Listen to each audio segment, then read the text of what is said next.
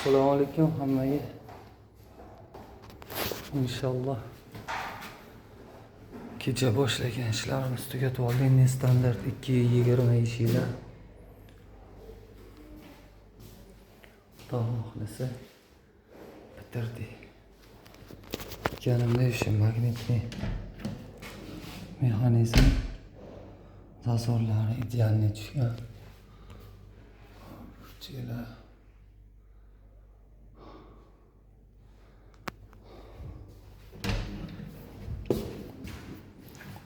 bu eshik bilan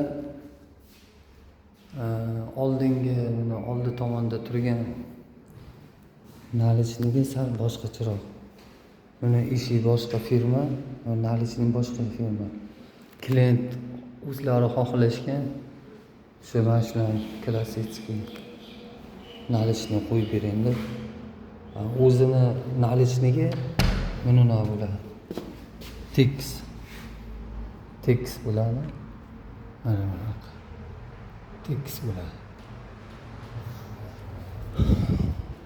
Hozir eshik ham oq, nalichnik ham oq, lekin videoda qalay ko'rinyapti bilmayman.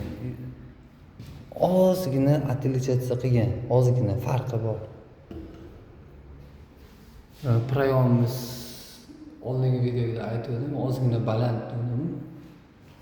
Mana tagiga planka, ingichka planka qo'yib, biz ko'tarib mana yopib yubordik. Bitta mana shu eshik shunaqa bo'ldi. Qolgan eshiklar hammasi yaxshi tushdi. Ichiga продольный planka kesib, nalichni kesib qo'yib berganmiz.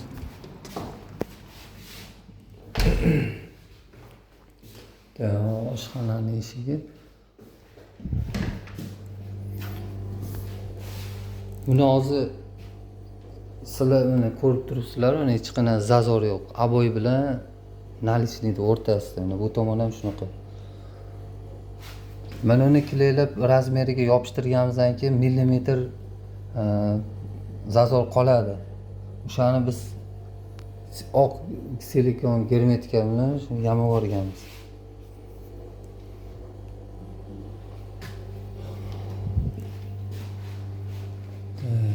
Endi sanuzelli eshigi.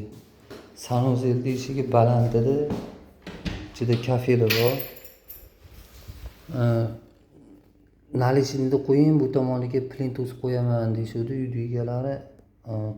O'ylab qarasang, plintusi balandroq bo'lsa, plasmas plintus kesib, uni balandligiga moslab qo'yib bo'lmaydi.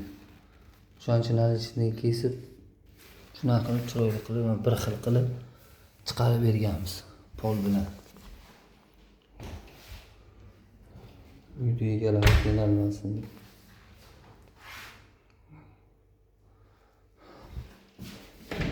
Ichki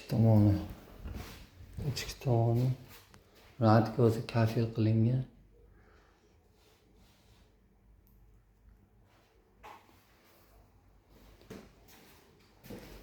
Xohlasa hamma xohlaganlarimiz bo'ldi.